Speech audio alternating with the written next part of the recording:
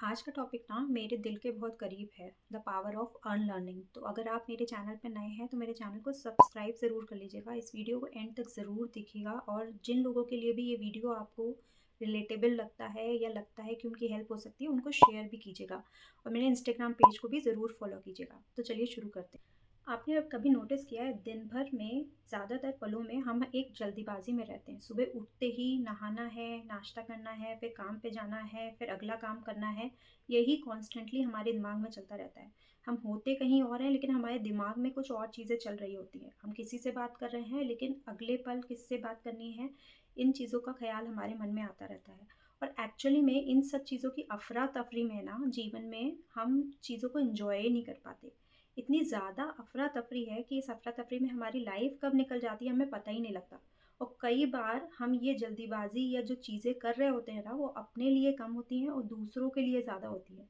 दूसरों को खुश करने में हम लगे रहते हैं, कभी अच्छी बेटी बनने के लिए, कभी अच्छी बहन बनने के लिए, कभी अच्छी माँ बनने के लिए, कभी एक अच्छी बीवी बनने के लिए, कभी एक अच्छी बहू बनने के लिए।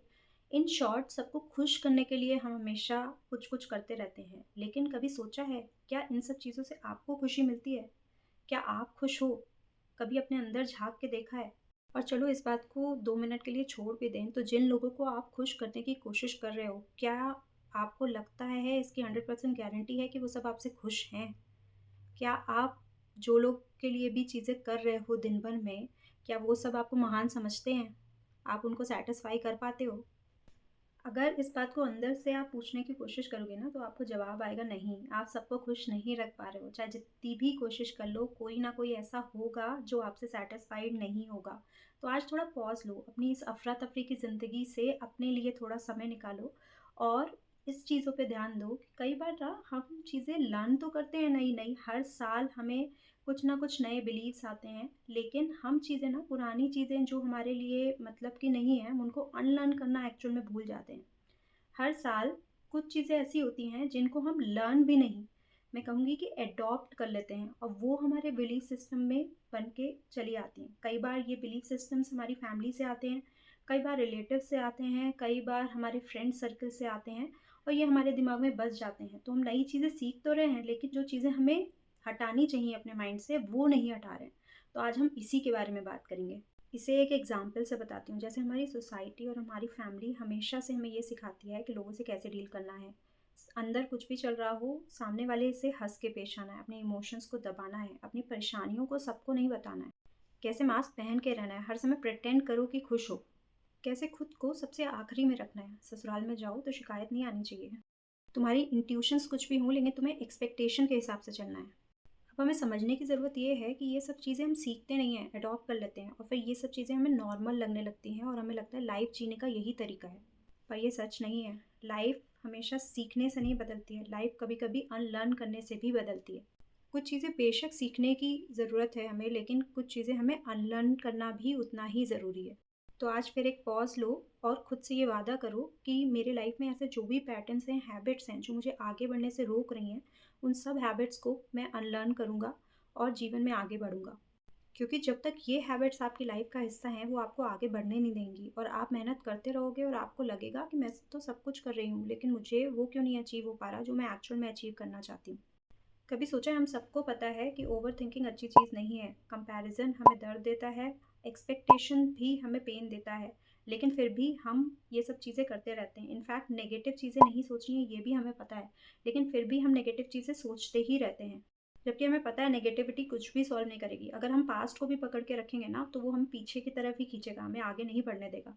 बट पता है हम ये चीज़ें क्यों करते हैं? क्योंकि ये सब हमारी कंडीशनिंग का पार्ट बन चुका है, हमारी अपब्रिंगिंग का पार्ट रहा है, इसलिए इन सब पैटर्न्स को छोड़ना थोड़ा मुश्किल हो जाता है। एक्चुअली हमारा सबकॉन्शियस माइंड इन सब जो कंडीशनिंग होती है उसको फ़ैमिलियर समझता है और फ़ैमिलियर चीज़ों में वो सेफ़ महसूस करता है, भले ही वो गलत क्यों ना हो। और ये सब पैटर्न हमारी लाइफ में तब तक चलते रहते हैं जब तक कोई बहुत बड़ी चीज़ नहीं हो जाती है, जिससे हमें पॉज़ लेना ही पड़ता है और इन सब पैटर्न्स को चेंज करना पड़ता है। तो चलो आज वही पॉज़ लेते हैं, थोड़ा सेल्फ इंट्रोस्पेक्शन करते हैं कि हम कैसे इन सब चीज़ों से बाहर आ सकते हैं। सबसे पहले हमें अपने अंदर ये फाइंड आउट करने की ज़रूरत है हमें कि बदलना क्या है, क्योंकि ये अवेयरनेस ही चेंज का पहला स्टेप होता है।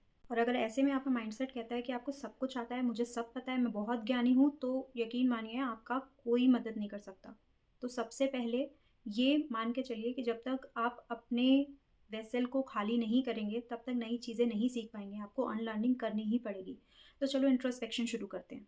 तो सबसे पहले अपने आप से पूछो कि आपका ऐसा कौन सा पैटर्न है जो आपको आगे बढ़ने से रोक रहा है। और हो सकता है अभी वो पैटर्न आपके कंट्रोल में ना हो, उसको चेंज में लाना इमीडिएटली आपके कंट्रोल में ना हो, लेकिन तब भी एक बार लिखो इसको। क्या आप जल्दी हर्ट हो जाते हो? क्या आप बहुत ज़्यादा गिविंग नेचर के हो और उसकी वजह से आप लोगों को देते ही रहते हो, अपने को लास्ट में रखते हो और ये सोचते हो कि मेरा क्या है, मैं तो कर ही लूँगी? या फिर लोग आपको कभी-कभी कुछ बुरा भला भी कहते हैं तो आप नज़रअंदाज कर देते हो, अपनी इमोशनल फीलिंग्स को छुपाते हो, दबाते हो, अपने गुस्से को, अपने दर्द को अपने अंदर दबाते हो। वैसे ऐसा कुछ भी होता है ना तो उसको पहले पेपर पे लिखो, क्योंकि ऐसे बहुत सारे पैटर्न्स होंगे जो आपको आगे बढ़ने से रोक रहे होंगे। तो सबसे पहला स्टेप है अवेयरनेस, उसको लिखो कि मेरा क्या पैटर्न है जो मुझे आगे बढ़ने से रोक रहे हैं। सेकंड क्वेश्चन अपने आप से ये करो कि कितने साल से ये पैटर्न मुझे कंट्रोल कर रहा है, कितने साल से ये सब फीलिंग्स मेरे अंदर हैं, और अगर अंदर हैं और इनको मैं चेंज कर लूँ तो मेरे लाइफ को क्या शेप मिल जाएगा। इन क्वेश्चंस का आंसर देना ही ना एक्चुअली हीलिंग का फर्स्ट स्टेप होता है। जब आप अपने इमोशनल पैटर्न्स को पहचानते हो और समझते हो कि वो कैसे आपकी लाइफ में बाधा बन रहे हैं, उस अवेयरनेस से ही हीलिंग स्टार्ट होती है। तो अनलर्न करने का मतलब है अपने माइंड को रीसेट करना। जो भी आपके पास्ट बिलीव्स हैं जो आपके लिए कोई पर्पस सर्व नहीं कर रहे हैं, उनको चैलेंज करना, अपने डर को ओवर पावर करना और उनसे उबरना, अपने अनकॉन्शियस रिस्पॉन्सेस को कॉन्शियस डिसीजंस में चेंज करना, अपने इमोशनल पैटर्न्स को ब्रेक करना। इनर ग्रोथ का मतलब सिर्फ नई चीज़ें सीखना नहीं, अपने सब कॉन्शियस माइंड को क्लीन करना भी होता है। अनलर्न का मतलब ग्रोथ के लिए जगह बनाना, स्पेस बनाना। जब नॉर्मली हम लोग गार्डनिंग करते हैं कहीं पे, तो पहले हम लोग वीड्स को हटाते हैं, वहाँ से जो भी पहले से वहाँ पे घास फूस होती है उसको हटाते हैं, उसके बाद अपना पौधे वगैरह लगाते हैं। ऐसा इसलिए करते हैं ताकि जो फसल होने वाली है उसकी ग्रोथ अच्छी हो। अगर हम वो नहीं हटाएंगे तो हमारी फसल भी बर्बाद होगी। इसी तरीके से हम अपने सबकॉन्शियस माइंड से नेगेटिव बिलीव्स को हमें हटाना पड़ेगा और नई लर्निंग्स जो कि पॉजिटिव हैं उनको लाना पड़ेगा, तभी हम अपने जीवन में आगे बढ़ सकते हैं। देखो, नेगेटिव थॉट्स आना बहुत कॉमन बात है, आप उसे पूरी तरीके से नहीं रोक सकते, लेकिन रेगुलर अपने माइंड की सफाई करना आपकी ही जिम्मेदारी है, इसे कोई नहीं करेगा। जैसे कि आप एक घर को अकेला छोड़ दो तो वहाँ धूल जमेगी ही जमेगी। आप अगर उसे बंद भी कर दो तब भी आपको वापस आके सफाई करनी पड़ेगी। उसी तरीके से आपका माइंड है, आपकी नेगेटिव जो चीज़ें होती हैं आसपास उन्हें बहुत जल्दी एब्जॉर्ब करता है और उसको रेगुलरली साफ करने की जिम्मेदारी सिर्फ आपकी है। तो सबसे पहले अपने नेगेटिव बिलीव्स पे ध्यान दो कि मेरे क्या क्या नेगेटिव बिलीव्स हैं। तो जो पैटर्न्स होते हैं उनमें से सबसे पहला पैटर्न होता है सेल्फ वैलिडेशन का। हम हमेशा चाहते हैं कि सामने वाला हमारी तारीफ करे, और उस वैलिडेशन के लिए हम पता नहीं क्या क्या चीज़ें करते रहते हैं अपनी लाइफ में, जो शायद अंदर से हम नहीं करना चाहते हैं, लेकिन सिर्फ दूसरे को खुश करने के लिए, उससे तारीफ सुनने के लिए करते रहते हैं। हम चाहते हैं कि दूसरे लोग हमें समझें, हम चाहते हैं कि वो हमें अपनाएं, हमें एक्सेप्ट करें, हमारे विचारों को एक्सेप्ट करें, क्योंकि देखा जाए तो हम वो वैलिडेशन इसलिए ढूंढ रहे हैं क्योंकि हमने खुद को एक्सेप्ट ही नहीं किया है। हम दूसरों से अप्रूवल चाहते हैं क्योंकि हमारे अंदर सेल्फ एक्सेप्टेंस ही नहीं होता। प्लीज़ अनलर्न कीजिए इस पैटर्न को। और जब भी हम दूसरों से अप्रूवल की उम्मीद करते हैं ना, तो हम अपनी सेल्फ वर्दीनेस की फीलिंग को कहीं खो देते हैं। इसको मत खोने दीजिए। बस ये याद रखिए कि जो भी आप करने जा रहे हैं, जिसके लिए आप अप्रूवल सीख कर रहे हैं, वो मॉरली और एथिकली सही हो। फिर आपको कोई भी चिंता करने की ज़रूरत नहीं है। और दूसरों के ना को हावी मत होने दीजिए अपने ऊपर। दूसरा जो एक पैटर्न है, नेगेटिव पैटर्न, वो है कि हर चीज़ के लिए हम खुद ही को ब्लेम करने लगते हैं या खुद ही को रिस्पॉन्सिबल मान लेते हैं।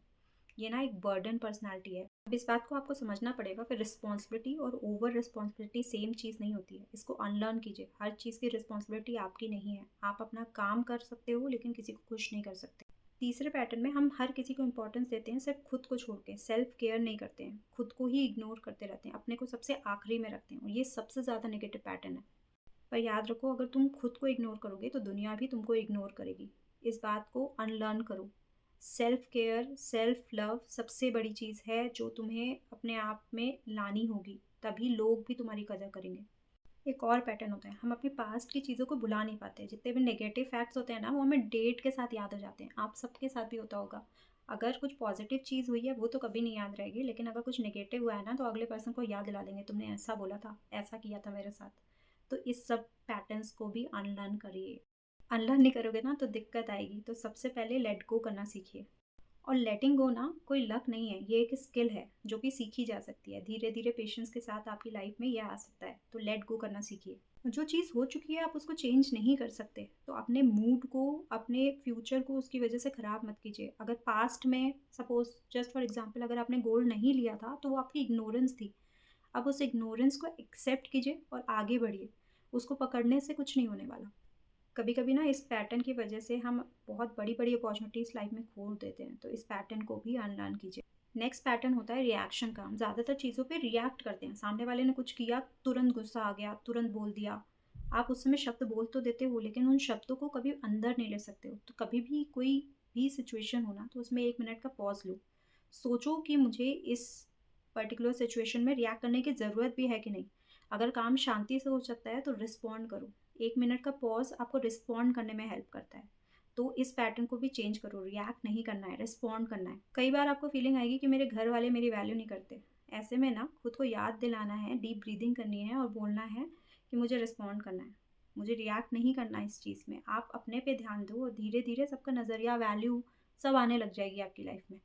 और पता है कई बार जब हम रिएक्ट करते हैं तो वो सामने वाला हमारे लिए क्या कह रहा है उसके ऊपर डिपेंड नहीं करता, उससे फ़र्क नहीं पड़ता। वो हमारे अंदर कुछ ऐसा तूफ़ान चल रहा होता है जिसकी वज़ह से हम रिएक्ट करते हैं। हम शायद खुद ही की वैल्यू नहीं करते, इसलिए जब हम देखते हैं कि लोग हमारी वैल्यू नहीं करते, हम एकदम से आउटबर्स्ट हो जाते हैं और रिएक्ट कर देते हैं। तो अगली बार कभी भी ऐसी फीलिंग आए ना, तो खुद को सेल्फ इंट्रोस्पेक्ट करना कि क्या मैं खुद की वैल्यू करता हूँ? और अगर खुद की वैल्यू मैं करता हूँ तो क्या मेरा रिएक्ट करना ज़रूरी है? क्या मैं वहाँ पे चुप रह सकता हूँ? अगर चुप रह सकता हूँ तो प्लीज़ रहो। रिएक्शन के इस पैटर्न को भी अनलर्न करो। कभी-कभी हम बहुत रिजिड हो जाते हैं अपनी आइडेंटिटी के साथ, मतलब कि ये मेरी अगर हैबिट है तो मैं ये चेंज ही नहीं कर सकती क्योंकि बचपन से ऐसा है। एक्चुअली आइडेंटिटी या हैबिट्स कभी भी रिजिड नहीं होती हैं, फ्लेक्सिबल होती हैं। आपके ऊपर बनाने के ऊपर होती हैं। आप उनको जब चाहो, जब ठान लो तब चेंज कर सकते हो। इस बिलीफ को कि अगर कोई चीज़ बहुत पहले से है तो वो चेंज नहीं हो सकती, इस चीज़ को भी अनलर्न कीजिए। जो ग्रोथ आप लाइफ में चाहते हो ना, वो आपसे आपकी नई आइडेंटिटी माँगती है और लाइफ को हम हमेशा यात्रा कहते हैं। इसलिए हमें चेंज होते रहना पड़ता है, तभी हम वहाँ पहुँच पाएँगे जहाँ पे एक्चुअली हमारी डेस्टिनेशन है या जहाँ हम पहुँचना चाहते हैं। जब आप अपने आप को रिजिड बना लेते हो ना, तो आप एक ही जगह पे अटक जाते हो, लाइफ में आगे ही नहीं बढ़ पाते हो, इस यात्रा का मज़ा ही नहीं ले पाते हो और वहीं पे कहीं न कहीं आपका एक ड्रॉबैक आ जाता है। तो इस बिलीफ को चेंज करो कि मैं अपनी चीज़ों को चेंज नहीं कर सकती, ठीक है? इनको अनलर्न करो। सबसे नेगेटिव पैटर्न होता है जब हम अपने आप से कहते हैं कि मैं बिल्कुल अकेला हूँ, मेरा कोई साथ नहीं देता। पता है सबसे बड़ा साथ आपका जो दे सकता है वो आप खुद हो। आपका इनर माइंड जो होता है ना, वो हमेशा अंतर्मन की आवाज़ जिसे हम कहते हैं, वो हमेशा आपके साथ है।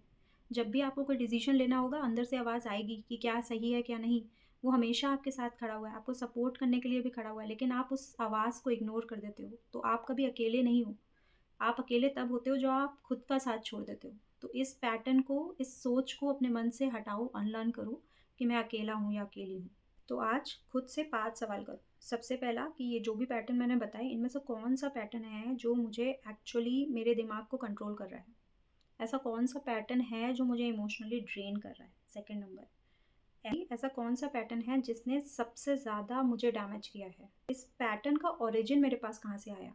मेरी फैमिली से, मेरे फ्रेंड से, मेरे रिलेटिव से? क्योंकि जब मैं पैदा हुई थी तो ये पैटर्न्स नहीं थे मेरे, ऐसा मैं नहीं सोचती थी। किसने मेरे दिमाग में ये सब चीज़ें बैठाई हैं कि मैं ऐसा हो गई हूँ? क्या ये पैटर्न आज भी मेरी ज़रूरत है या सिर्फ़ मेरी एक हैबिट है?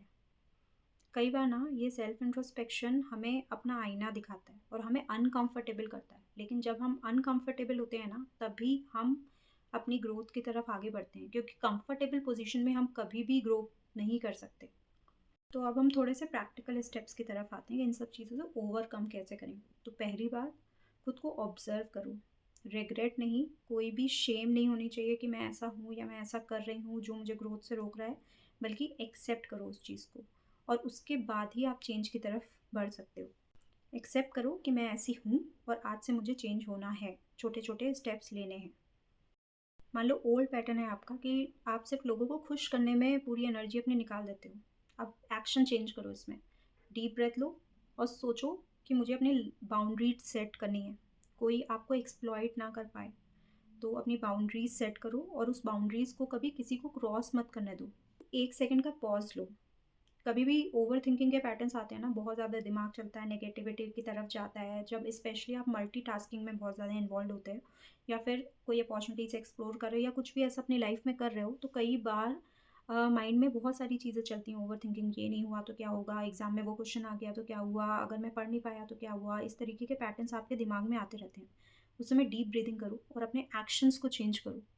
ये सोचो कि मैं क्या कर सकती हूँ कि मैं अपने रिजल्ट्स को थोड़ा-सा चेंज कर पाऊँ, एक चीज़ पे फ़ोकस करूँ। जैसे एक और एग्ज़ाम्पल लेते हैं कि मान लो आपको कहीं पे प्रॉपर्टी लेनी है, आपका बहुत सारी चीज़ों में दिमाग है। अब आप सोचे जा रहे हो कि कौन-सी प्रॉपर्टी ली जाए। 1 मिनट का ब्रेक लो, ऑब्ज़र्व करो कि क्या आपके लिए सही है, उसके हिसाब से डिसीज़न लो, ओवरथिंकिंग के पैटर्न्स में मत उलझो। बहुत इम्पॉर्टेंट चीज़, अनलर्निंग ना ओवरनाइट नहीं है, ये भी एक जर्नी है, क्योंकि आपने अपने लाइफ के 20-30 साल इन सब लर्निंग्स को अपने दिमाग में जमा करने में लगाया है, तो इसकी सफाई करने में थोड़ा-सा टाइम लगेगा। लेकिन आपके छोटे-छोटे स्टेप्स ना, जो भी टिप्स एंड चीज़ें मैंने बताई हैं यहाँ पे, आई होप आप उन्हें अपनी लाइफ में इम्प्लीमेंट करोगे और अपनी लाइफ को बेहतर बनाओगे। और ऐसा कोई भी पर्सन ना जो इन सब पैटर्न से गुज़र रहा है, उसे वीडियो शेयर ज़रूर करना और मेरे यूट्यूब चैनल को सब्सक्राइब ज़रूर कर देना, ताकि मैं आपके लिए ऐसे वीडियो लाती रहूँ। तब तक stay positive and stay healthy.